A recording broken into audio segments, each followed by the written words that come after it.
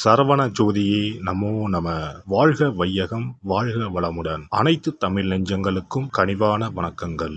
நிகழும் ஸ்ரீ மங்களகரமான சோபகிருது ஆண்டு தை மாதம் 18ஆம் தேதி வியாழக்கிழமை அன்று சஷ்டி திதியில் சித்திரை நட்சத்திரத்தில் திருதி நாமயோகத்தில் வணிசை கரணத்தில் சித்தயோகம் கூடிய நன்னாளில் இந்த சீர்மிகு பிப்ரவரி மாதம் பிறக்கிறது.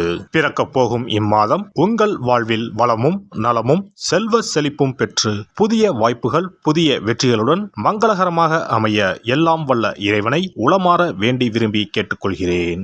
இம்மாத கிரக நிலைகளை பார்க்கும் போது மேசத்தில் குரு பகவான் சஞ்சாரம் செய்கின்றார். சனி பகவான் கும்பராசியில் பயணம் செய்கிறார். ராசிக்கு 6ஆம் இடத்தில் கேது பகவானும் 12ஆம் வீட்டில் ராகு பகவானும் பயணம் செய்கின்றனர். சுக்கிரன் புதன் செவ்வாய் ராசிக்கு 9ஆம் இடத்தில் சஞ்சாரம் செய்கின்றனர். ஜனவரி 15ஆம் தேதி சூரிய பகவான் மகர ராசிக்கு மாறியதை தொடர்ந்து பிப்ரவரி 1ஆம் தேதி புதன் பகவானும் பிப்ரவரி 5ஆம் தேதி செவ்வாய் பகவானும் மகர ராசிக்கு பெயர்ச்சியாக உள்ளனர். இதனால் பிப்ரவரி மாதத்தின் தொடக்கத்திலேயே 3 கிரகங்களின் சேர்க்கை நடக்க உள்ளது. மகர ராசியில் சூரியனுடன் புதன் இணைவதால் புதாதித்ய யோகமும் சூரியனுடன் செவ்வாய் இணைவதால் ஆதித்ய மங்கள ராஜயோகமும் உருவாகிறது. இந்த கிரக அமைப்பினால் உங்கள் வாழ்வில் ஏற்படக்கூடிய சுபம் மற்றும் அசுப பலன்கள் என்ன என்பதனை விரிவாக காண்போம். இதுவரை ஆபத்தில் சிக்கி சீரழிந்த உங்கள் வாழ்க்கை பயணம் மாறப்போகிறது. இப்படியும் ஒரு வாழ்க்கையா என மனக்கசப்பில் வாழ்ந்து வந்த உங்களுக்கு இனி வசந்தம் வீசப்போகிறது. இனி யமனே உங்கள் எதிரில் வந்தாலும் சிவனின் அருளால் எதிர்த்து நின்று போராடும் பலம் உங்களை வந்து சேரும். உங்கள் பிறப்பு ஒரு சாபக்கேடு அல்ல, அது சரித்திரம் படைக்கும். மகர ராசி அன்பர்களே, இம்மாதம் குரு மற்றும் சுக்கிரன் பகவானால் நன்மைகள் அதிகம் நடைபெறும்.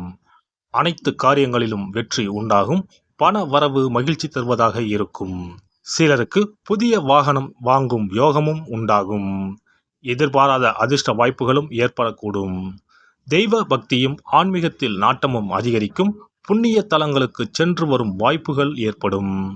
பெண்களால் பொருள் சேர்க்கை உண்டாகும். ஆனாலும் உறவினர்களால் அடிக்கடி பிரச்சனைகள் ஏற்படக்கூடும் என்பதால் கூடுமான வரை அளவோடு பேசவும். கணவன் மனைவிக்கு இடையே இருந்து வந்த கருத்து வேறுபாடுகள் மறைந்து அந்யோன்யம் அதிகரிக்கும். உறவினர்கள் வருகை சில சங்கடங்களை தரும் என்றாலும் பாதிப்பு இருக்காது. நண்பர்களிடம் எதிர்பார்க்கும் உதவிகள் கிடைக்கும். நண்பர்களால் வாழ்க்கையில் நல்ல திருப்பம் ஏற்படக்கூடும். ராகு மற்றும் கேது சாதகமற்ற நிலையில் இருப்பதால் கணவன் மனைவிக்கு இடையே அடிக்கடி பிரச்சனைகள் ஏற்படக்கூடும். அலுவலகத்தில் பதவி உயர்வு ஊதிய உயர்வு போன்ற சலுகைகள் கிடைக்கும். ஆனாலும் பணிச்சுமை அதிகரிக்கவே செய்யும். சக ஊழியர்கள் உங்கள் பணிகளில் உதவிகரமாக இருப்பார்கள். தொழில் மற்றும் வியாபாரத்தில் மாத முற்பகுதியில் விற்பனை அதிகரிப்பதுடன் லாபமும் படிப்படியாக உயரும். ஆனால் முன்பின் தெரியாதவர்களுடன் ஒப்பந்தம் செய்து கொள்ள வேண்டாம். கலைத்துறையை சேர்ந்த அன்பர்களுக்கு தடைப்பட்ட வாய்ப்புகள் கைகூடி வரும். வருமானமும் அதிகரிக்கும். பாராட்டுகள் குவியும். புதிய ஒப்பந்தங்கள் கையெழுத்தாகும். மாணவ மாணவியர்கள் படிப்பில் கூடுதல் கவனம் செலுத்த வேண்டும். பொழுதுபோக்குகளை குறைத்துக் கொள்வது நல்லது. ஆசிரியர்கள் பாடங்கள் நடத்தும் போது கூர்ந்து கவனிப்பது அவசியம். குடும்பத்தை நிர்வகிக்கும் பெண்மணிகளுக்கு குடும்பத்தை நிர்வகிப்பதில் சற்று சிரமம் இருக்கவே செய்யும். பொறுமையை கையாள்வது நல்லது. வேலைக்கு செல்லும் பெண்மணிகளுக்கு வேலை சுமை கூடுதலாகவே இருக்கும். இம்மாதம் சாதகமான நாட்கள் 5, 9 மற்றும் 10. அதிர்ஷ்ட எண்கள் 3, 7. வழிபட வேண்டிய தெய்வம் தட்சிணாமூர்த்தி ஆஞ்சநேயர். பரிகாரம்: வியாழக்கிழமைகளில் நவக்கிரகங்களில் குரு பகவானுக்கு மஞ்சள் மலர்களால் அர்ச்சனை செய்து வழிபடுவதும், சனிக்கிழமைகளில் அனுமனுக்கு அர்ச்சனை செய்து அனுமன் சாலிசா படிப்பதும் நன்மை தரும். சிறப்பு பரிகாரம் மற்றும் ஆலய தரிசனம். புத்திர பாக்கியம் என்பது திருமணமாகி பல ஆண்டுகள் ஆகியும் புத்திர பாக்கியமே ஏற்படாத நிலை. புத்திர தோஷம் என்பது ஒவ்வொரு லக்னத்திற்கும் வேறுபடும். பொதுவாக எந்த லக்னமாக இருந்தாலும் 5ஆம் இடம்தான் புத்திரஸ்தானத்தை குறிக்கும். எனவே அந்த 5ஆம் இடத்தை முக்கியமாக பார்க்க வேண்டும். சேர்த்து வைத்த புண்ணியம்தான் குழந்தையாக பிறக்கும் என்று பழமொழி உண்டு. அந்த வகையில் 5ஆம் இடம் பூர்வ புண்ணியஸ்தானமாகவும் திகழ்கிறது. தாய்மாமன் தாய்வழி உறவுகள் ஆகியவற்றை குறிப்பதும் 5ஆம் இடம்தான். 5ஆம் இடத்தில் பாவக்கிரகங்கள் அதாவது ராகு, செவ்வாய், சனி அல்லது சூரியன் அமர்ந்தால் ஒரு சிலருக்கு குழந்தை பாக்கியம் இல்லாமல் போகும் அல்லது தாமதமாக கிடைக்கும். ஒருவேளை 5ஆம் இடத்தில் உள்ள பாவக்கிரகங்களை சுப கிரகங்கள் பார்த்தால் குழந்தை பாக்கியம் கிடைக்கும் என்பது நம்பிக்கை. இனி புத்திர பாக்கியம் பெறுவதற்கான ஆலய வழிபாடுகளை பார்ப்போம். செவ்வாய் பகவானின் அம்சமாக கருதப்படும் முருகப்பெருமான் வழிபாட்டை தவறாமல் செய்பவர்களுக்கு நிச்சயமாக புத்திர பாக்கியம் கிடைக்கும். குரு பகவான் வீற்றிருக்கும் இருக்கும் தலங்கள் அனைத்தும் சிறப்பு வாய்ந்தவைதான். ஆலங்குடி குருஸ்தலம், திட்டை குருஸ்தலம் சிறப்பான பலன்களை கொடுக்கும் ஆலயங்களாகும். அது மட்டுமல்லாமல் சிதம்பரம் அருகே இருக்கக்கூடிய ஓமாம்புலியூர் துயர்தீர்த்தநாதர் ஆலயமும் குரு பகவானின் ஸ்தலமாகும். இந்த ஆலயங்களுக்கு சென்று தரிசித்து வருவதன் மூலம் புத்திர பாக்கியம் நிச்சயமாக கிடைக்கும் என்பதை உறுதியாகவே சொல்லிக் கொள்கிறேன். மேலும் வைத்தீஸ்வரன் கோவில் அனைத்து விதமான நோய்களையும் தீர்க்கும் ஆலயம். இது செவ்வாய் பரிகார ஸ்தலம். எனவே நல்ல சத்தான அறிவு கூர்மை மிக்க குழந்தை பாக்கியம் வேண்டுபவர்கள் இந்த ஆலயத்திற்கு சென்று வந்தால் குழந்தை பாக்கியம் பெறுவதற்கு உண்டான தடைகளை நீக்கி புத்திர பாக்கியத்தை நிச்சயம் அருள்வார் வைத்தியநாத சுவாமி. மேலும் கருவின் உருவாக இருக்கும் கருமாரியம்மன் ஆலயங்கள் அனைத்தும் புத்திர பாக்கியம் நல்கும் ஆலயங்களே. சமயபுரம் மாரியம்மன், திருவேற்காடு கருமாரியம்மன் போன்ற ஆலயங்கள் அனைத்தும் சிறப்பு வாய்ந்தவையே. அதேபோல் திருச்சிக்கு அருகில் உள்ள திருப்பட்டூர் பிரம்மா ஆலயம் பிறவி பயனை அனுபவிக்க செய்யும் ஸ்தலம். திருப்பட்டூர் பிரம்மாவிடம் வேண்டுதல் வைக்க குழந்தை பாக்கியம் கிடைக்கும்.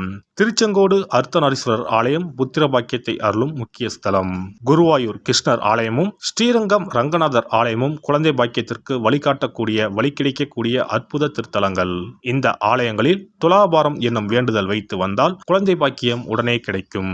குழந்தை பேறு பெற்ற லட்சக்கணக்கான பேர் இங்கு வந்து நேர்த்தி கடன் செலுத்துவதை தினந்தோறும் காணலாம்.